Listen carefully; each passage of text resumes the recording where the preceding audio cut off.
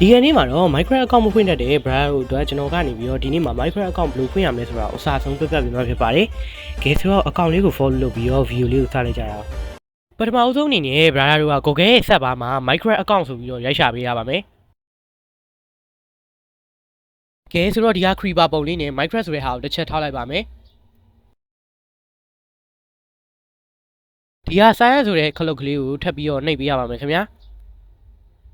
ကဲဒီလိုနေရာမျိုးကိုရောက်လာပြီဆိုရင်တော့ brother တို့အနေနဲ့ brother တို့ရဲ့မွေးနေ့ကိုထည့်ပေးရမှာပါဒီနေရာမှာတစ်ခုတတိထားရမှာအနောက်ဆုံးကရီးရဆိုတဲ့နေရာမှာ2000လို့ပဲထည့်ပေးရမှာပါတခြားကဏ္ဍနေသွားထည့်ရင်တော့အကောင့်ကပွင့်လာမှာမဟုတ်ပါဘူးဒီမှာအကုန်ဖြည့်ပြီးသွားပြီဆိုရင်တော့ next ကိုဆက်နှိပ်လိုက်ပါပြီးရင်တော့ဒီဘက်ဘေးမှာပေါ်နေတဲ့ဟာလေးကိုပါထပ်ပြီးတော့နှိပ်ပေးရပါမယ်ဒီနေရာကိုရောက်လာပြီဆိုရင်တော့အောက်က crate 1ဆိုတဲ့ဟာလေးကိုနှိပ်ပေးလိုက်ပါပြီးရင်တော့ brother တို့ကဒီမှာစောနာထည့်ခဲ့တဲ့မွေးနေ့ကိုပြန်ထည့်ပေးဖို့လိုပါတယ်ထည့်ပေးပြီးသွားပြီရှင်တော့ nate ကိုဆက်နေလိုက်ပါပြီးရင်တော့ဒီမှာဒီလိုနေရာမျိုးထည့်ရောက်လာပြီဆိုရင်ဒီမှာ get new email address ဆိုတဲ့ဟာလေးရှိပါတယ်အကောင့်ထပ်ပြီးတော့နှိပ်ပေးလိုက်ပါပြီးရင်တော့ဒီမှာ brother ကြိုက်တဲ့နာမည်ထည့်ပေးရမှာပါအဲ့ဒါထည့်ပေးပြီးသွားပြီဆိုရင်တော့အောက်က nate ဆိုတဲ့ဟာလေးကိုဆက်နှိပ်ပေးလိုက်ပါအဲ့ဒါလေးထည့်လို့ပြီးသွားပြီဆိုရင်တော့ brother တို့က password ထည့်နေအောင်ရောက်ပါလိမ့်မယ်အဲ့နေရာကျရင်တော့ password ကတော့ကိုယ့်ဘာလိုပဲထည့်ရမှာပါpassword ထည့်ပေးပြီးသွားလို့ရှိရင်တော့ brother တို့ကနာမည်ထည့်နေရရောက်လာပါလိမ့်မယ်ကဲဒီနေရာမှာကိုကြိုက်တဲ့နာမည်ကိုထပ်ပြီးတော့ထည့်လို့ရပါတယ်ဒီနေရာမှာလည်းနာမည်ထည့်တဲ့အဆင့်ပြီးသွားပြီဆိုရင်အောက်က next ကိုပဲဆက်နှိပ်ပေးလိုက်ပါ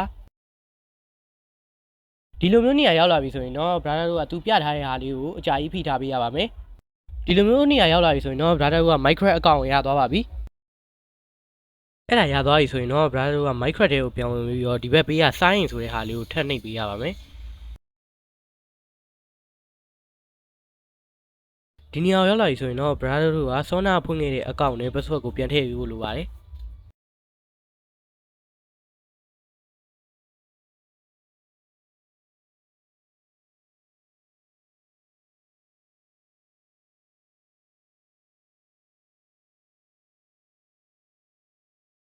အဲ့ဒါပြီးသွားလို့ဒီနေရာရောက်လာပြီဆိုရင်ကိုယ့်ရဲ့နာမည်ထည့်ပြီးတော့ profile ပုံတစ်ပုံရွေးပြီးရင်တော့ account ရပါပြီ